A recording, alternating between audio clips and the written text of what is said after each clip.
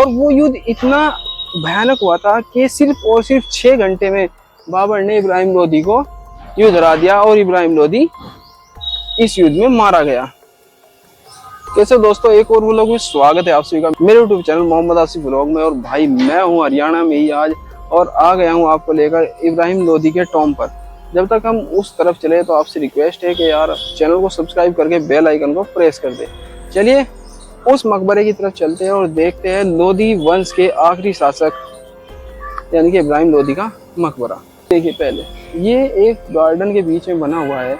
यहाँ पर कोई ऐसी चीज़ नहीं है जो बहुत स्पेशल हो और मैं आपको दिखाऊंगा। चलिए उस मकबरे की तरफ चलते हैं और देखते हैं वो मकबरा। ये पूरा पार्क है, एक बहुत प्यारा सा बनाया हुआ है गवर्नमेंट ने। और ये देखिए पर ये बंद है यहाँ पर।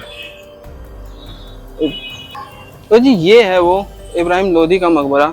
और भाई ये पूरा बना हुआ है लाखोरी ईंटों से और इसकी थोड़ी सी हिस्ट्री है वो आपको बाद में बताएंगे। पहले आप इस मकबरे को देख रहे। ये देखिए ये पूरा मकबरा है।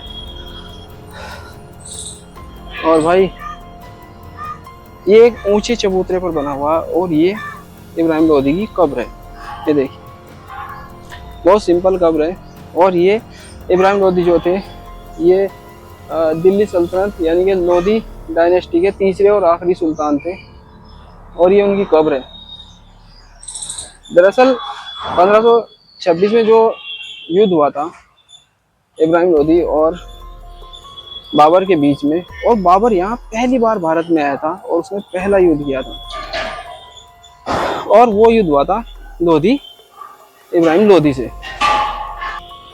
पानीपत का प्रथम युद्ध हुआ था 21 अप्रैल 1526 में और उसी युद्ध में इब्राहिम लोदी मारा गया था बाबर के हाथों।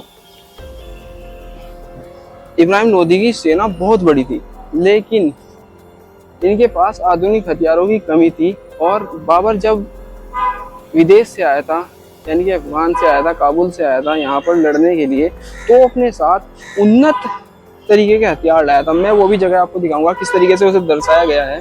पहले आप ये देखिए, ये यहाँ पर लिखा गया है और अरबी में लिखा हुआ है इसी मकबरे के बारे में। और ये पूरा मकबरा है। और जो प्रथम युद्ध हुआ था इब्राहिम लोदी का, ये मकबरा यहाँ पर क्यों बना? ये मकबरा यहाँ पर नहीं था। वो ये जो दिल्ली पानीपत हाईवे है वो इसके बीच में बना हुआ था। तब जब अंग्रेजों ने वो रोड वहाँ पर बनाई तो वो ये मकबरा उसके बीच में आ रहा था।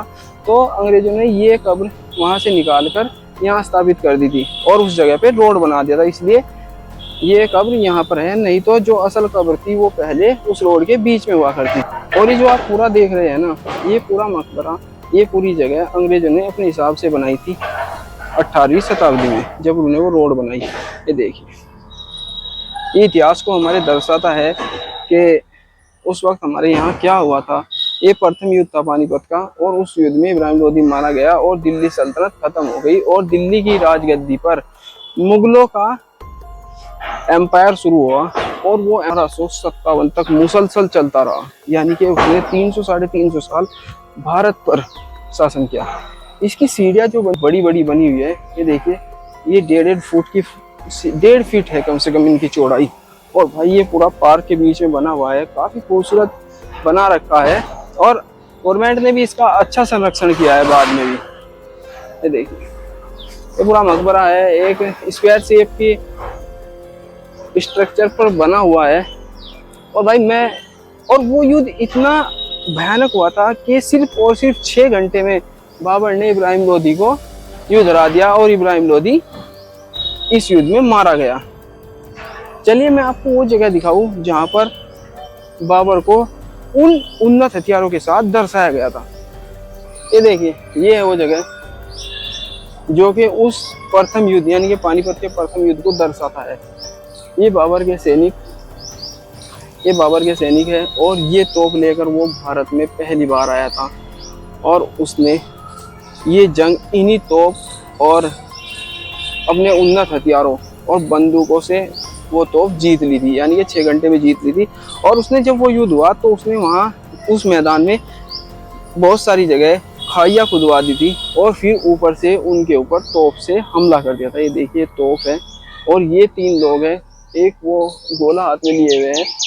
ये देखिए ये पूरा इस चीज़ को दर्शाता है। ये देखिए ये फौजी है और भाई ये इस चीज़ को पूरा दर्शाया गया है कि कैसे कैसे कैसे बाबर ने एक ही दिन में यानी कि कुल 6 ही घंटे में एक भीषण युद्ध जीत जाता है। हालांकि उस वक्त दिल्ली सल्तनत की सबसे बड़ी फौज हुआ करती थी उस वक्त। और भाई ये पूरा मकबरा है, पूरा मकबरे के परिसर में बना हुआ पूरा गार्डन है। उस गार्डन को लोधी गार्डन बोला जाता है। वीडियो कैसी लगी कमेंट में जरूर बताएं और आपको कहाँ की वीडियो देखनी है वो भी जरूर बताएं। तो मिलते हैं किसी अन्य व्लॉग में, तब तक के लिए दीजिए इजाजत। जय हिंद जय भारत।